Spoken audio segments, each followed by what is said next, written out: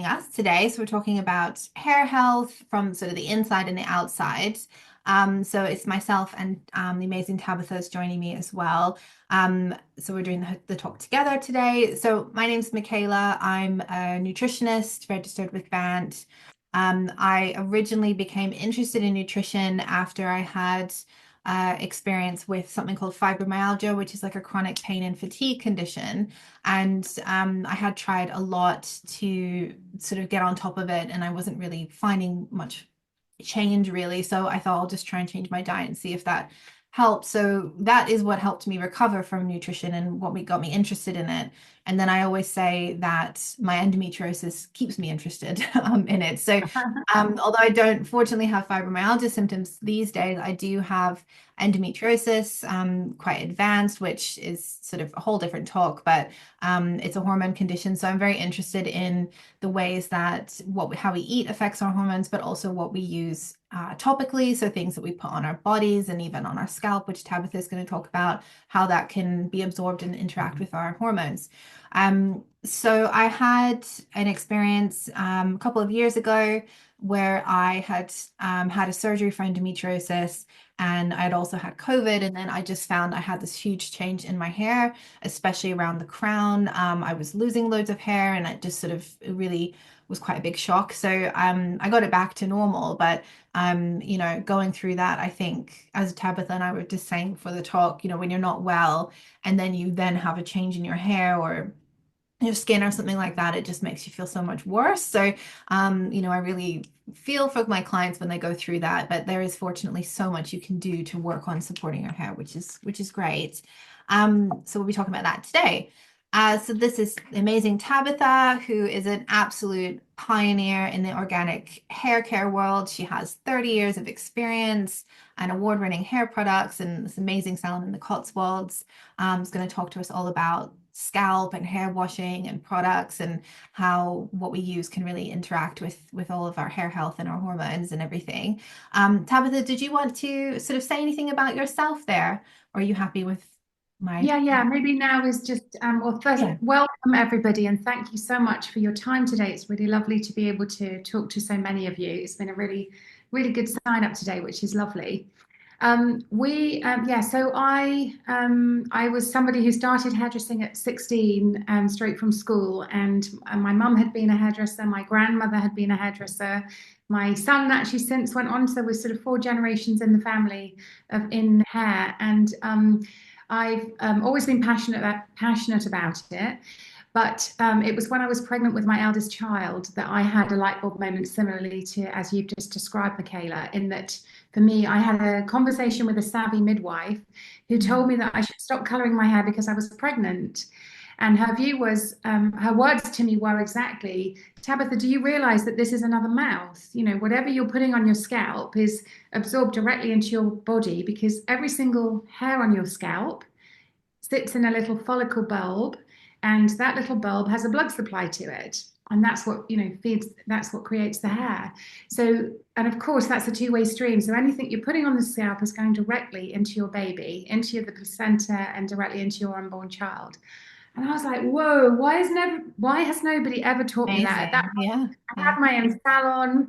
I was 23 years old. I've been working for a big company. Sorry, I was not 23. I was older than that. I started at 23. This was 96 years later. I was 29 years old. I'd been in the industry a long time. I thought I knew everything, and nobody had ever said that to me. And I was really shocked. And I could immediately said, right, okay, well, this is easy. My unborn child, I can protect my unborn child. I can protect my own health by not having, thinking about what's being absorbed into me. But what about what I do every day in my work? How can I go back to the salon and carry on working with people with that knowledge in mind? I've got to think differently. So Mm. that started me on a light bulb moment that just started me on a new trajectory, a new direction altogether. And I just started to look for, what could I find that was clean? So I looked in health food shops to try and find hair care that wasn't chemical. And I could find really, really good, lovely natural things that were as clean as I wanted. But when I started to use them in the salon, the performance wasn't there. Or Yes, that's often the case. Yeah. exactly. Mm, mm, Or I could find companies that told me this wonderful story and told me everything I wanted to believe, But actually, when I started to look at the ingredients, I realized that this is just greenwashing. There wasn't any, even then it was, we're talking 20 years ago, what they were telling me just what simply wasn't true because of I could see what was in the ingredients list. So Mm. it was like a whole new journey that I haven't looked back from. And that was sort of back in 1999.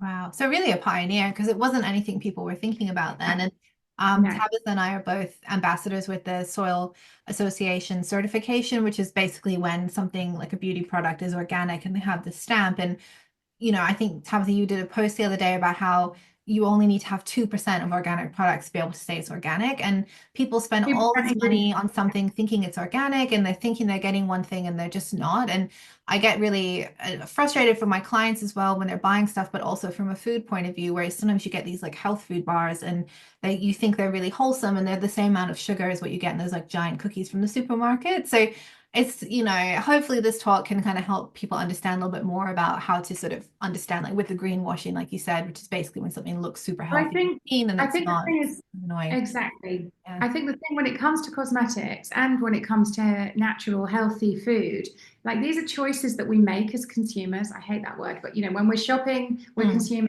buying things. These are choices we make. But if you want to choose something natural, that's what you should get. And if you want to choose something cosmetic and synthetic, that's what you should get. So Yeah. my problem with it is like, most people in their lives are going to have a balance in both, and that's what life is all about. It's, for our health and well-being, it's all about balance. When you're overloading the body with something that is affecting it in a negative way, you've got to pull that back and balance it, but you need to be able to find what you need. So for me, when it comes to cosmetics, certification for organic is the only way that you can guarantee something is actually what it says it is. Yeah. Sadly, I hope the world changes. I always say Amen. I grew up in an organic home because my parents grew a lot of their own food. I was the eldest of five children, but everything they grew was organic and natural just because that was just growing then. But sadly, the world we live in today, that's not the case anymore. So, it's about clarification and transparency so that you really know what you're getting. Yeah, absolutely. It shouldn't be as tricky as it is, but things are like the certification stuff makes it a little bit easier to kind of understand what you're getting, I think, isn't it? Um, so I'm just going to just run us through what we'll be talking about today.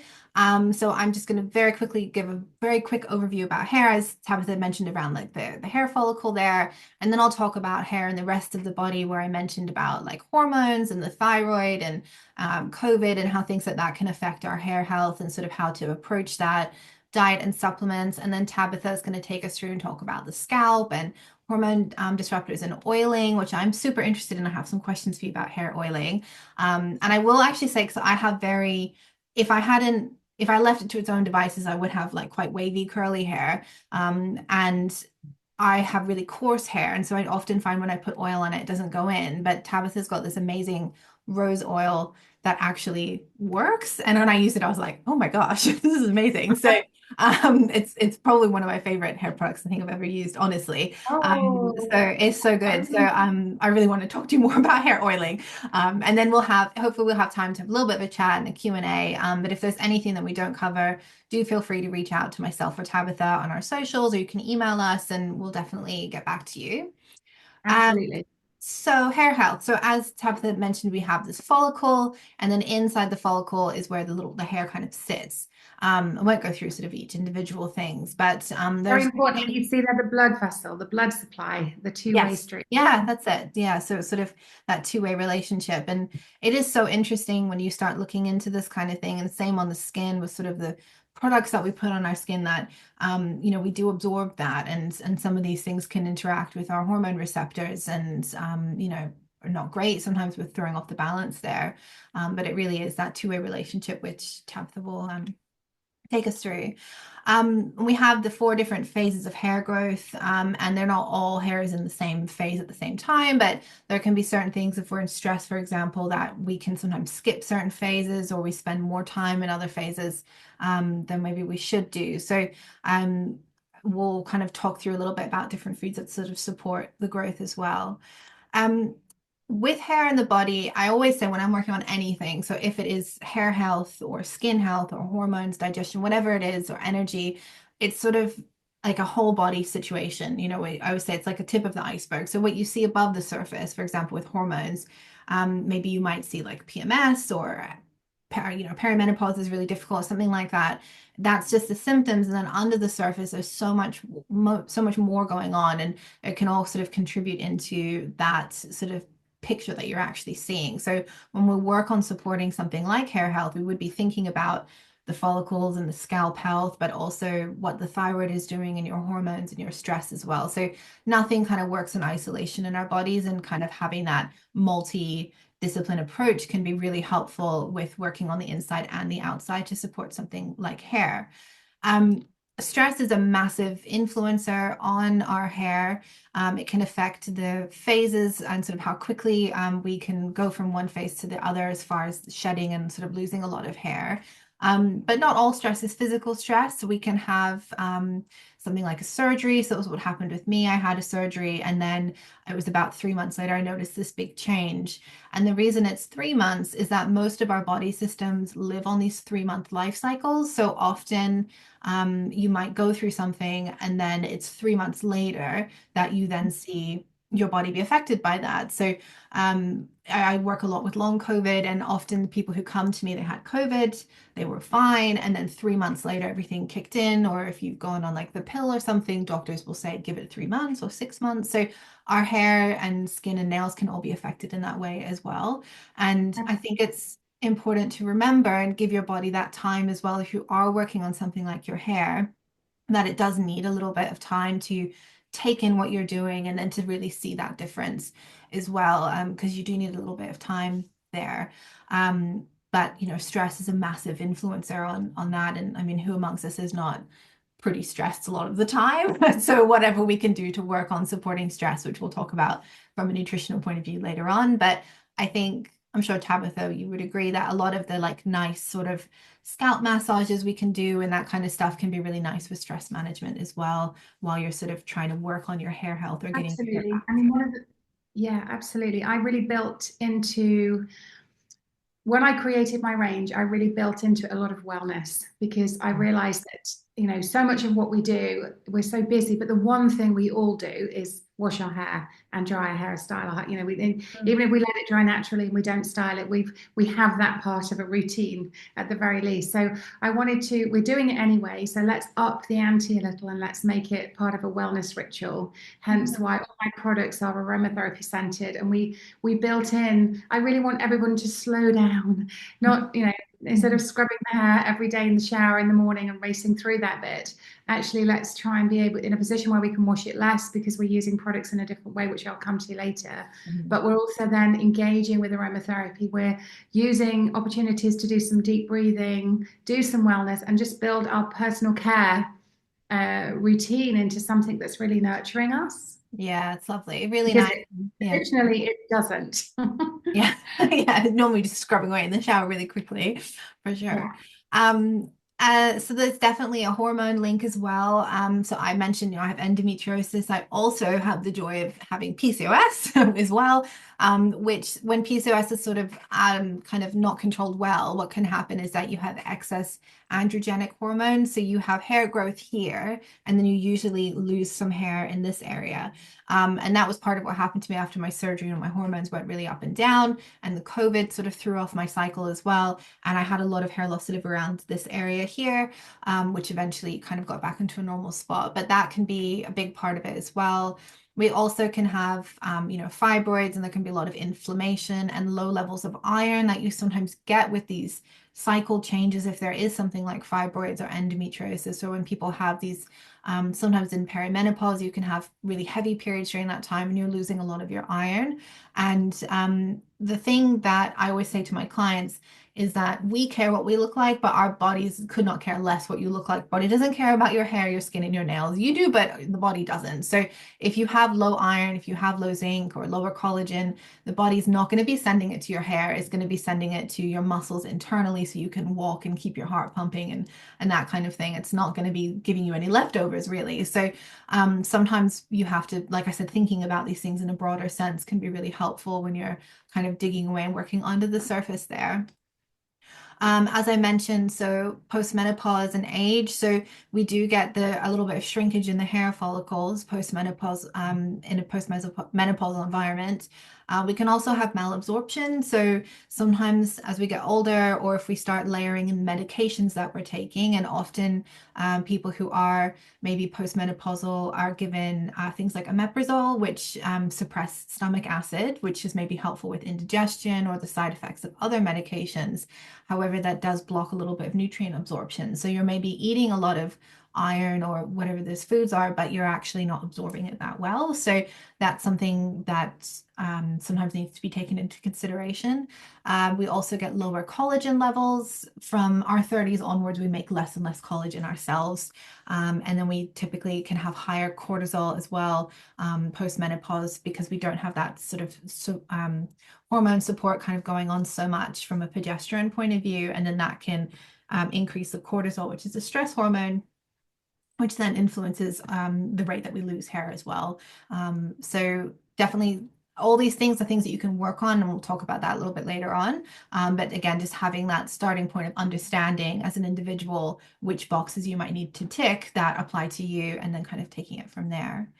The thyroid is a really big one to consider as well. The thyroid is a butterfly-shaped gland. It sits just here. And the thyroid, when it's underactive, the symptoms we would see usually are slower bowel movements, low energy, dry skin, dry hair, and dry nails. But slow hair growth as well as hair loss can come along with that too. With the thyroid in the NHS, really when people start on thyroid medication, they're on it for life. So within the reference ranges, there's a bit of there's quite a big space there because ideally, they don't really want to put someone on something unless that's going to be on for their whole lives, unless they absolutely have to. So often what I find when I work one-to-one with people is that I'll look through their thyroid test results that they've had done at the GP, or we'll do them together privately, and we'll see that they're not maybe at a point where they need to be medicated, but they are at a level where it's subclinically underactive. So they still have all the symptoms, but it's not so severe that they need to be medicated for their whole lives, but definitely to the point where they're experiencing, the weight gain and the hair loss and low mood and all these kind of things. And there's lots you can do to support the thyroid, which again is a little bit more of another talk, but understanding your thyroid health is really helpful. And the thyroid is just like butterflies are really lovely and pretty. I always say your thyroid is this really lovely, very empathetic gland. And if you go through stress, postnatal, post-hormone shift, they can all really affect how the thyroid functions as well. And especially if there's autoimmune stuff going on, the thyroid can also be affected. So sometimes it gets impacted as a secondary condition to autoimmune conditions. So within immune function, if someone has things going on there, then that can also affect hair growth. So post-viral, like I mentioned with COVID, is a really big one. Even now, I know COVID is maybe not as severe as it was, but I'm still seeing people who had COVID and then it's coming out in their hair, several months later, who only had COVID maybe 6 months ago. Hashimoto's is the autoimmune condition associated with the thyroid. We can also have alopecia, which has an autoimmune element, lupus, Crohn's disease, which is to do with the gut, but of course, absorption happens there. So we see it come out in the hair. Psoriasis, which Tabitha, you might maybe work with that, where you get often in the scalp psoriasis, and rheumatoid arthritis as well. So usually if there's something going on within the immune system, we can often see it come through into the hair there. So from a testing point of view, because we are all individual, of course, there's things that apply to all of us with our hair health, but where I really work is on that individual basis and really trying to help people understand at what their root cause is and what's the problem sort of driving force for them. So the starting point usually for me is a nutrient status. So if we're looking at the iron, the vitamin D, thinking about their thyroid as well. So if there is that sort of subclinically underactive thyroid going on, that can really be something that can be quite impactful. As well as then maybe also thinking about their sex hormones, if their testosterone's getting really high, if there's heavy metals going on, and thinking about cortisol as well. So again, it's quite individualized. You don't have to do all of this kind of testing, but usually, you can think about your own history, or when I'm working with people, I would sort of go through everything with them, and together we would identify what would be the best sort of starting point to look into things. There's a few key foods to think about with nutrition. So protein, eggs are really lovely for hair. They have really nice protein, which is really essential for that health of the follicle. Thinking about biotin, which you've maybe seen as supplements. There's also zinc and selenium, which you can get in eggs. So, hard-boiled eggs are really nice to have in the fridge, just hard-boiled up on the weekend, and you can just grab one as a snack in between appointments if you're working.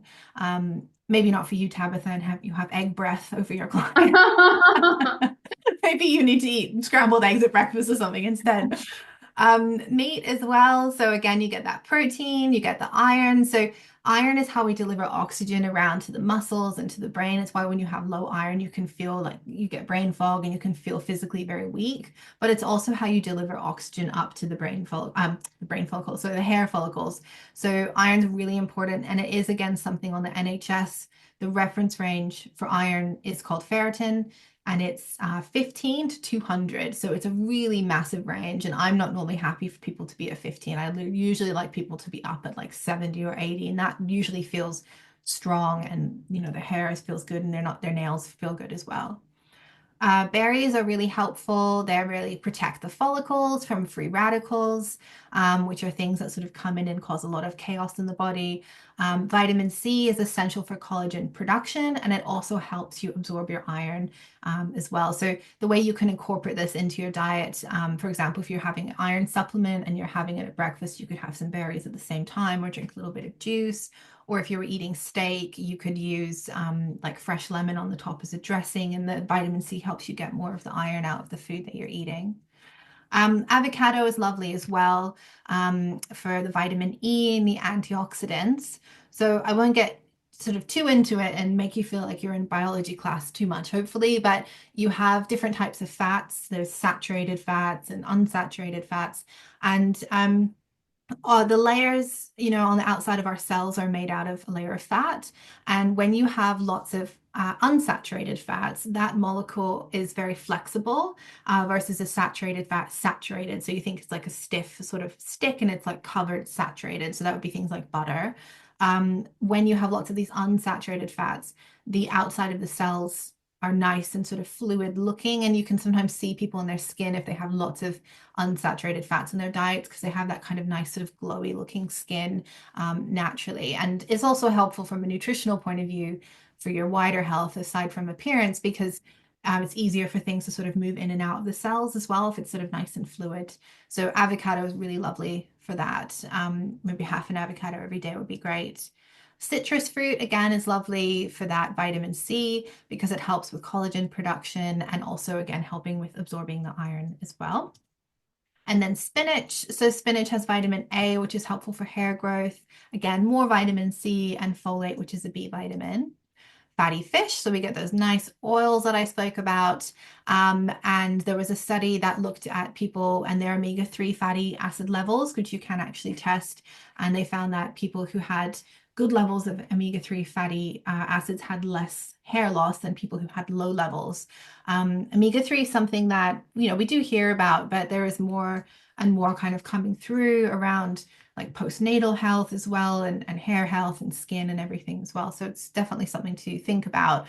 From a dietary aspect, you'd be trying to get a fatty, oily fish 3 times per week. So that's salmon, haddock, sardines, anchovies, or if you don't want to eat fish or you can't eat that much oily fish, anchovies every day is a big ask for most people. You could take a good quality omega-3 supplement. Nuts and seeds are really nice for your hair. You've got vitamin E and selenium, which is lovely for that thyroid. You've got zinc and the B vitamins as well. So having those in your bag or as a snack on your desk is really nice as well. And then soybeans. So soybeans are edamame beans. They're these little green beans here on this picture. And they have something in them called spermidine, which has been shown to help prolong the hair being in the growth phase. So it is something that you could introduce into your diet. You can buy a bag of frozen edamame beans very cheaply, a couple of pounds in the frozen section. And then if you have soup or you have salad or stir fry, just chuck on a handful. Also, again, it's kind of another talk, but there was a study done on women in Japan and how they experience perimenopause versus in a Western country. And they have very, very minimal symptoms. And the difference in their diet is that they have soy and we don't have as much soy as them. So it's something also to think about because the phytoestrogens, which are plant estrogens in soy products, can interact with our receptors and they can have a nice sort of modulating effect if estrogen is low or high. So that's another reason to get that because often we do have hair changes around hormone shift.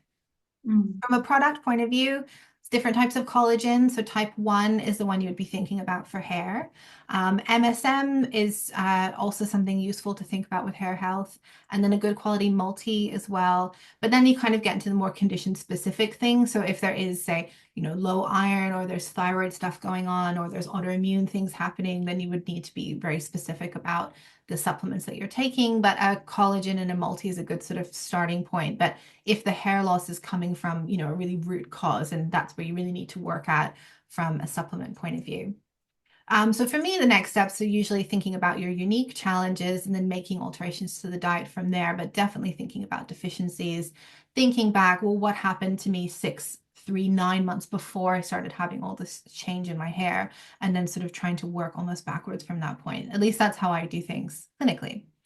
I have hair meal plans, which I can email everyone about to kind of get you going, or I do individual work one-to-one with people if you've got maybe a few complex sort of stuff going on. Again, I will email over some information about that afterwards. So Tabitha, over to you. I will just pin you so that we can see you. And Tabitha is going to go through some really interesting points for us about the scalp and all these different areas. So over to you, Tabitha. Thank you, Michaela. That was so interesting. I learned some new things there, but Oh, also great. have absolutely affirmation. I totally agree with everything you've said there. It's just fantastic. I can't wait. I know that I have people in my world that I need to send to you, so I'm definitely going to be doing Thank that you. Great. after this call. Um, So for me, as I said earlier, the conversation with my midwife started me on a new journey because she brought to my attention as a hairdresser that that this is another mouth. I incidentally am now working with organizations who do NVQ training for young hairdressers coming through to make sure that we get that information in to the learning that happens, because I think it's outrageous that we have a whole industry of people that don't really think about that, because it's not something that's taught in the hairdressing world that things are actually going to absorb. And it does mean that therefore we have lots of hairdressers that just don't think about that. We don't think about the fact that we are having a different conversation with the body.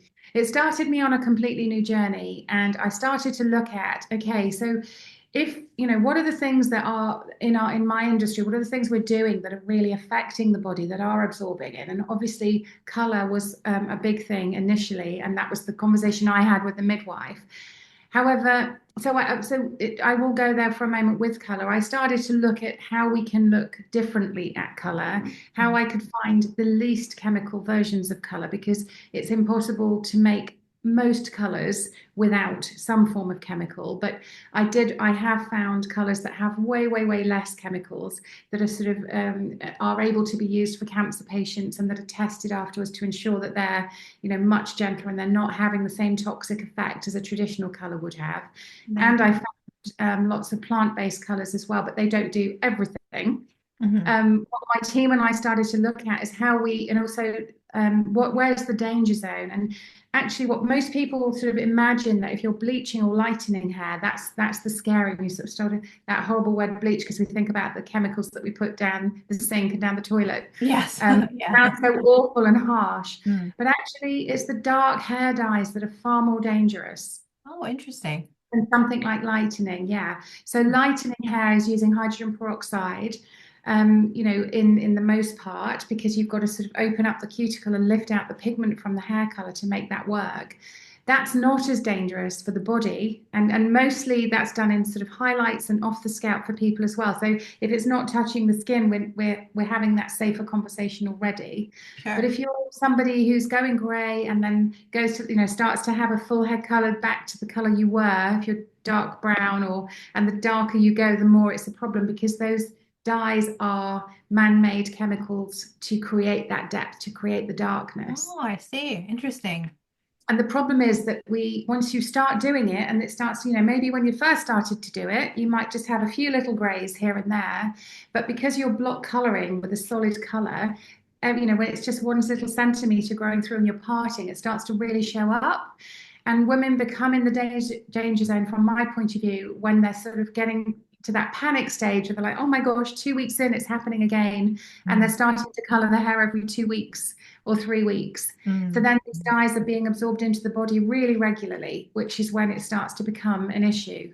So anyone who's in that situation, I'm happy to answer on email. As I said, I will be able to do, if somebody's too far away to come to the salon and wants to get some advice online, we can just email me. We can set something like that up if that's helpful. But there are lots of other ways that you can do it. And that's what we've spent in my salon. That's what we've spent the last 20 years doing, is coming up with lots of methods of how we convert people away from those block solid colors.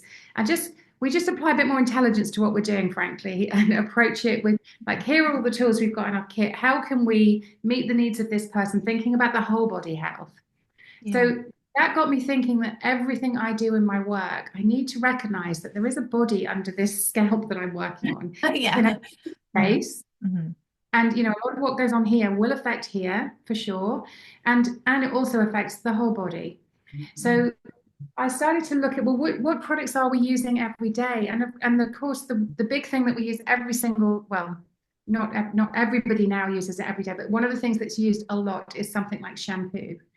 So I started to look at, well, what are we doing? How are we washing hair, and how is this working? So I looked at shampoo and started to take my ideas to the labs as well. I went through 4 labs before I could find a lab that didn't say to me, what lovely organic ingredients, Tabitha, would you like to put into this into this shampoo base? And I was saying, well, can I see what's in your shampoo base? Oh, but that's the same stuff that's in all the other products. I don't want that.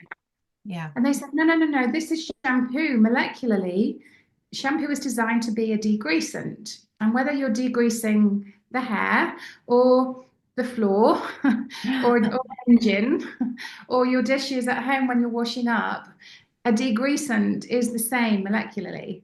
And I was like, what? What are you talking about? They said, no, that's if we're going to dissolve oil, which is what essentially what a shampoo is intending to do, then it's the same ingredients, whether it's industrial floor cleaner or engine degreasant. Wow. And I was like, whoa, so that's going into, that's absorbing into the body. So that was the first shocking moment for me. And then I started to realize, well, when we strip the body of oil entirely, and we strip the scalp, of oil, because that's what we're doing, is we're degreasing the hair. We have this sort of tight feeling, which everybody gets used to for clean hair. What is that actually doing? Because of what our skin says. If you do that to your face, in fact, I would challenge you all here. If you think that if you're happy with your shampoo, try washing your face every day for a week with your shampoo and just see what your skin looks like at the end of a week. And if it's happy or imbalanced, that's going to give you some kind of gauge as to what might be going on here and what might be causing other issues that you're experiencing. So essentially, when you take the oil away from the skin, what happens is the body pumps it back up again, because we are meant to have a very fine layer of oil over the whole body and over the hair. Hence, in our grandmothers used to brush their hair 100 strokes a day. This was all about moving those oils through the hair, bringing the gloss, bringing the shine, as well as obviously stimulating the scalp with the technique of the brushing, etc. So our hair behaves better when it has a very fine layer of oil. That's normal, and that's what's supposed to be on the scalp. So what I realized is we're not meant to degrease the scalp at all anyway. What we're doing there is wrong. And as I learned more about what was in, well, why don't we notice then how harsh these ingredients on the hair are? And what I started to uncover was just what else is in a shampoo. And sadly, some of the other ingredients that are sort of designed to give that silky feeling, designed to give combability, nice reflection and shine, were basically liquid plastic ingredients that were going into the hair. Wow. So literally, there's lists on my website of these things, sort of polymers, copolymers, poly, looking at that word poly. If you see that on an ingredients list, polythene, it's coming from the plastic family. So essentially, fillers are put into the products to create that sort of slip and shine. and those things are, absorbing, but worse, they're being washed down the sink. And we're talking about nanoparticles here, very, very tiny ground down emulsions that are sort of then washed down the sink, but they're coming back in our drinking water because they're too small to be filtered out at the sort of water Gosh. reception. Yeah, I've never even thought about the You fact never that, even think about yeah, you're exactly, drinking it later on. Oh my goodness. Yeah. exactly. Mm. And a lot of products also contain, I'm sure you'll have come across this, something called phthalates. Yes. Yeah. Phthalates are plasticizers that help those ingredients attach to the hair, attach to the formulation. These ingredients are also known hormone disruptors. Yes. Yeah. Yeah. And there's lots of evidence now to say that these ingredients are really sort of causing harm. So Mm. again, it's about balance. It's about long-term use of something that's sort of basically doing something we weren't intending, we don't need to do in the first place. So I realized that that was my starting point. And I believe that if we're the very act of making the body produce enough oil for our hair to be greasy every day or every other day or even every couple of days, that means that the body's producing a lot of oil. That's moisture coming from inside the body somewhere that should have been somewhere else, didn't need to be coming to the Mm. scalp. It's doing Yeah. that Yeah. because we've stripped it topically, our body's response is to put it back.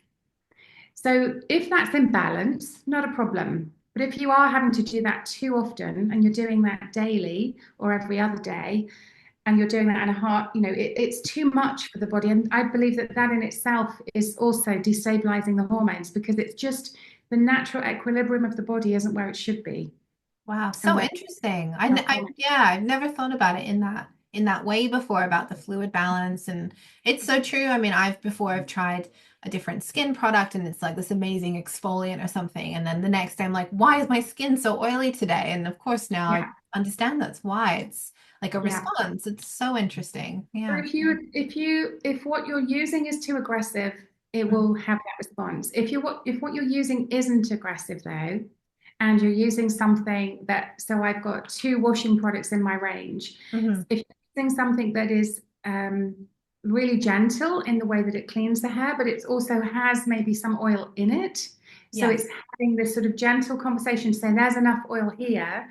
What starts to happen is we have a very rebalancing and restabilizing, kind of calming conversation with the body.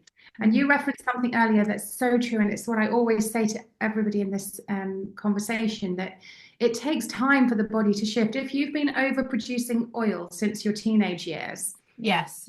it's not an overnight change that your body's Mm-hmm. going to go, oh, it's fine now, I can stop, because it's in a rhythm of producing to that, that way of working. So Mm-hmm. if you shampoo your hair every day, then you should, when you shift to using something that's not going to do the same thing, that's not as aggressive, you should still use it every single day initially. Uh-huh. And what happens is, as things start to calm down after a month or so, things calm a little, then maybe it takes 2 months or 3 months, but you will notice a change starting to happen and things start to calm down. And then you can say, okay, I'm wake up this morning, my hair looks great, I don't need to wash it. And you get to go an extra day. And it can take a couple of years to get you from every day to maybe every 3 to 4 days.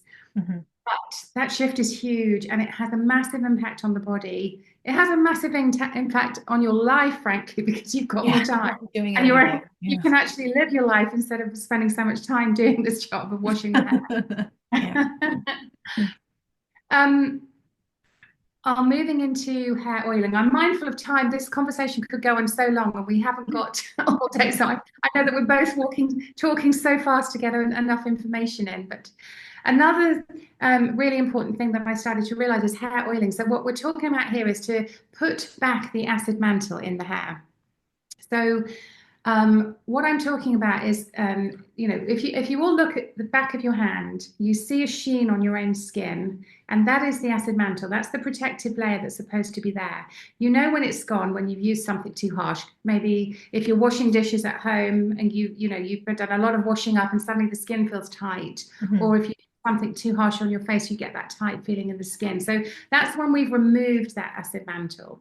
When we put it back, everything starts to feel sort of nourished, moisturized, and protected. And crucially, we get that harmony and balance externally. That's the same here. So oiling the hair is the same as if we were brushing the hair 100 strokes a day, except that it's an instant fix. So by putting the oil in, we remove the need for the plastic ingredients. We remove the need for the heavy coating ingredients. What we do instead is use a very tiny amount, because this oil is so pure, for example. And incidentally, next week we're launching two new oils, one for fine hair like mine, because I have the hair of a 2-year-old child. I've always had fine hair, it's just the way I'm made. But if you have fine hair, then you can take a lighter oil. If you have hair, as you described yours, Mhm. Michaela, then when you've got curls, I've made a new oil that's specifically for curly and dry hair. So it's Ooh, just that lovely. little bit richer and more nourishing. We'll get some sent out for you to try, but it's Thank you. absolutely beautiful, absolutely beautiful. And it's really the tiniest amount, so less is more effective. Because this is pure, we don't need to use lots and lots of it. It doesn't gain anything. In cultures around the world, some people are used to oiling hair, and Mm. often they're using, say, coconut or argan pure, but then they're saturating the hair in the oil and then washing it all out. I advocate not doing that, using a tiny amount, little and often. So you just start to build up the moisture level in the hair and really be able to get that protection in place so that the hair can hold moisture correctly. Mm. So, in my view, everybody's hair is dehydrated. Mhm. And if the primary thing to get the hair sort of bouncy, hold a blow dry, to get it smooth easily, to get the curls nice and defined, to get it to straighten out and hold its blow dry well, to get it not to be static and fly away, we need to make sure that it's moisturized well. We get the soft, natural buoyancy, and we get the malleability in the hair that way. And that makes it really manageable and easy to work with. And it looks good for longer in between washes, so that we're able to sort of move away from overwashing and get to a more balanced state where we can start to maintain the healthy hair. It looks great. And we're sort of waking up in the morning and thinking, well, what can I do with my hair today? Mm. I'm really mindful. I've actually had a really busy week this week. I think I'm on about day 7 or 8, and I've had a riding hat on my head quite a few Oh. days this week. I should have washing my hair this morning, and I didn't. Mm. I was at that point because I've been consulting all this week in clients, and then last night I was like, "Oh my gosh, you got this talk tomorrow," I and I'm know on day exactly. 5, and I was like, "I need to wash my hair," and I put my rollers in. I was like, "I need to get it looking right for this talk today."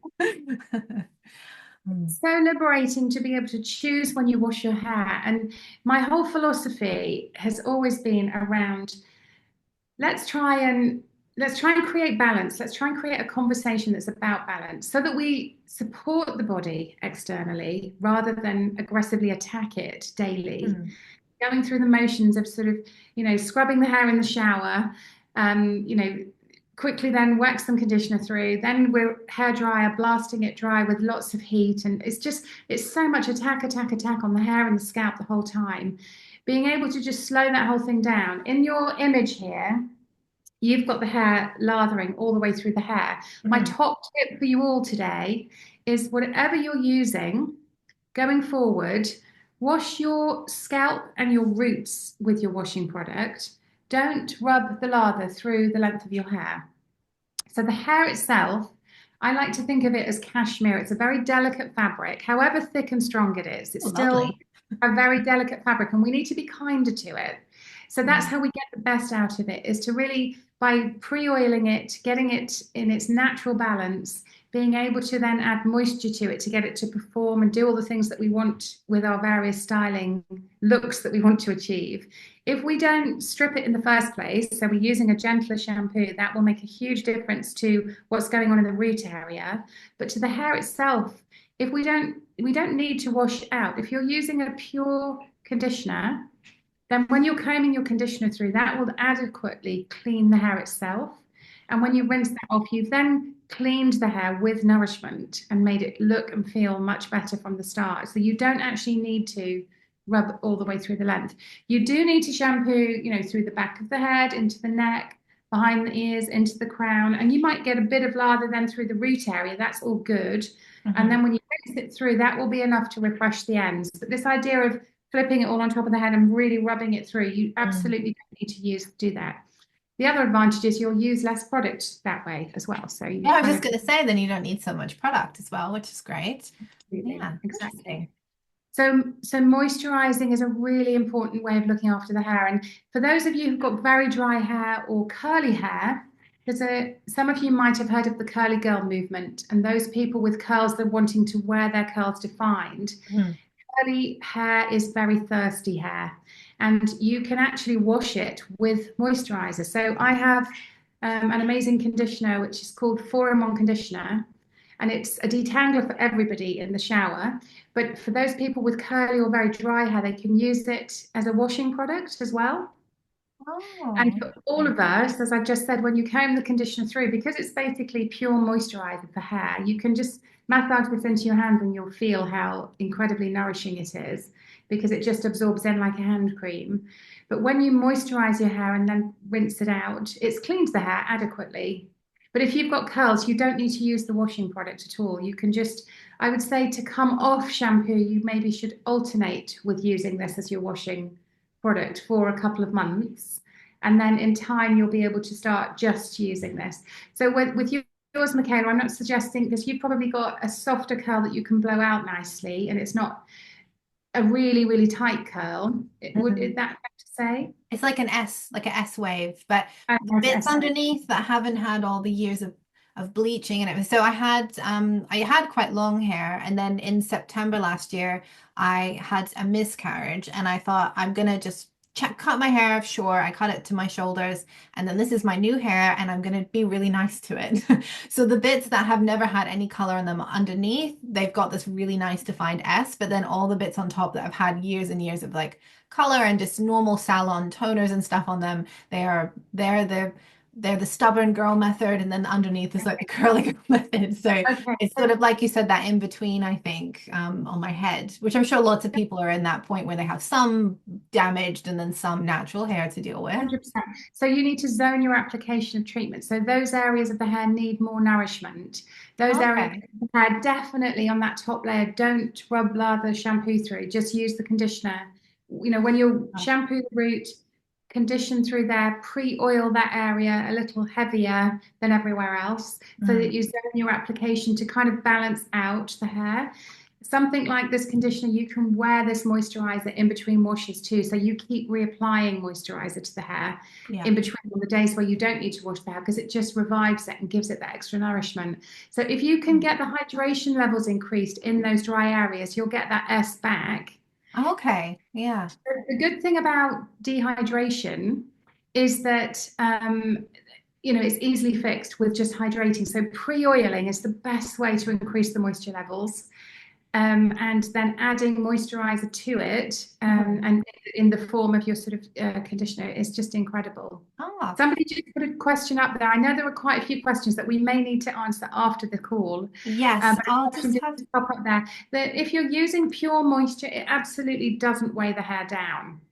Mm. So it just completely, because this conditioner is light because it's designed to be layered, but you need the multi-layers. So you'd use it as your leave-in conditioner, heat protection. You can blow dry it in as heat protection.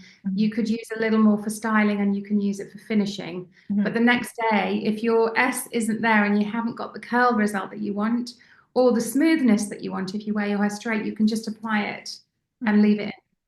Okay. Can I ask, what do you think about, because I've seen a lot of sort of getting more attention recently, like the scalp scrubs, where you're sort of seeing methods online where it's saying, oil your hair through, go to bed with your oil, like all in your scalp, and then in the morning when you're washing your hair, you use a scalp scrub first to clean the follicles out. But is that upsetting to the follicles? Is it too harsh, No, do you I think? think it's okay to do it, but you wouldn't want to do it more than once a month or Oh, once every okay. couple of months Right. even. This shouldn't be a weekly thing. I Mhm. think it's a lovely thing to do. I have a spa hair therapy protocol, and we use a scrub, a really gentle one in the protocol. Mhm. Um, but it's not something you need to be doing all the time because Okay. the process of shampooing and rubbing with your hands, you're already doing a little exfoliation anyway. Mhm. Um, that's usually enough to keep the scalp happy and healthy. But I think to be able to do a deeper detox or, once in a while is not a bad thing to do occasionally, but it's not something you need to do all the time. Yeah. Okay. That's really good to know because when I was thinking, okay, I've got this new, well, not new hair, but all the damaged hair was gone and it was sort of this short in September. And I was like, I'm going to do what I can to be really nice to it. And then I thought, do I need to be scrubbing my scalp and how often? And there's just so much information I'm sure the same when people are thinking about nutrition and there's just Of so many course, of TikToks and so course. much advice and, it can become so confusing about what to do for each I'm person. sure, as with your website, there's a lot of information on my website, lots of blogs, lots of ways where you can go and kind of read up and have a little look. But Yeah. I think it's really important. The biggest thing I think is the way we wash our hair, because you know when this idea of, that we were talking about earlier, that how much being so, just using something too strong that's having this really disruptive Mm. conversation with our body is causing all manner of problems. And any point in our lives that we've got hair loss because of hormones, it could be, what if a lifetime of using something too strong has got you to a point when you're perimenopausal where the added hormone changes that are naturally occurring in your body are now just too much, and then the hair loss occurs. What Yeah. if Mm. we had taken us 10 steps backwards and those other invasive behaviors haven't been happening? Then maybe that wouldn't be as strong at that point. Yeah, I Now, as think, yeah. time grows, I'm going there with researching all that stuff because it is absolutely what I experience in terms of, I developed this range back in 2015, and I see women not having those experiences because they've been using the products for years. I've got women in their 60s, 70s, and 80s who have got so much beautiful hair, Mhm. and and they attribute it, and many younger women, of course, but women in their 30s and 40s who are saying, I've got the hair I've always had, I've got the hair I had in my 20s, Mm. because it's not, the disruption isn't happening in the same way. It really opened my eyes. It's really quite remarkable to see the difference. Yeah, it's really interesting. I mean, I often say to people, sometimes they'll have maybe a new client and they're in their 40s or 30s, 50s, and they sort of say, I've always eaten in this way, I've been super healthy, but now something's changed, their hormones have changed, or they're postnatal, they've had a bereavement, they've gone through stress, and that diet's not working for them anymore. And sort of, sometimes just our bodies are different and hormones are different and it affects us differently, and what you were doing then is Absolutely. not right for what you need now. But equally, like you said, if you can do that preventative work, it's so invaluable. And I always think, how what we do in our 30s sets us up for how we're going to experience perimenopause, and what you do in your perimenopausal point, puts you up for your health in your perimenopause. And we're sort of always, thinking decades ahead where you can. There's a question in here for you. Someone saying about Aveda salons, and sort of are Aveda, is it credibly green or gentle? Are there any? Yeah.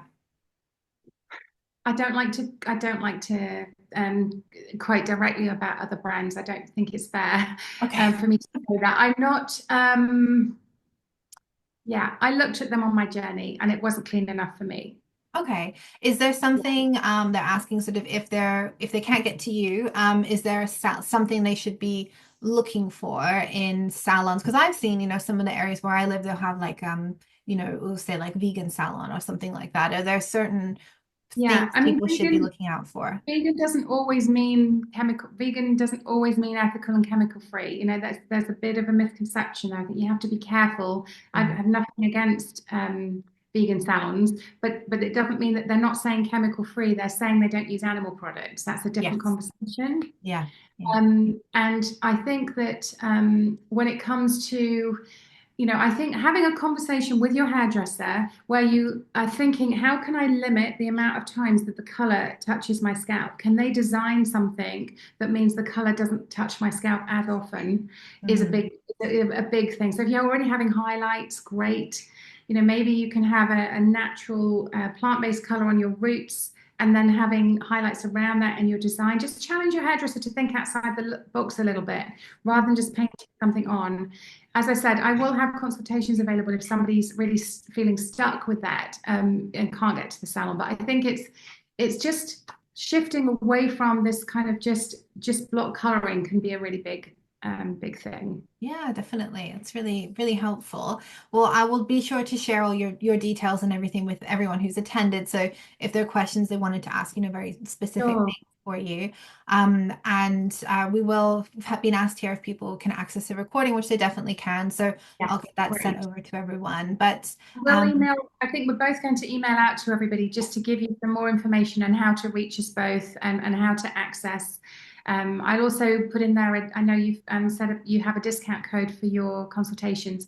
I'll do the same, but I'll also have a discount code for the products that'll be in there as well. So we'll send that out to you so that you can try samples or whatever you want to do.